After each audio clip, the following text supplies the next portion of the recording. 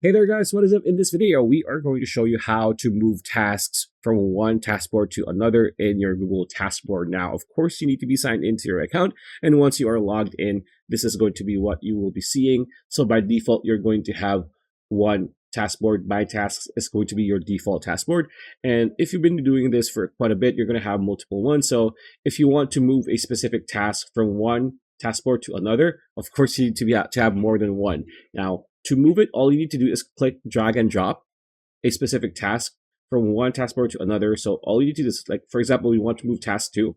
Click on this, click hold, and just move it here.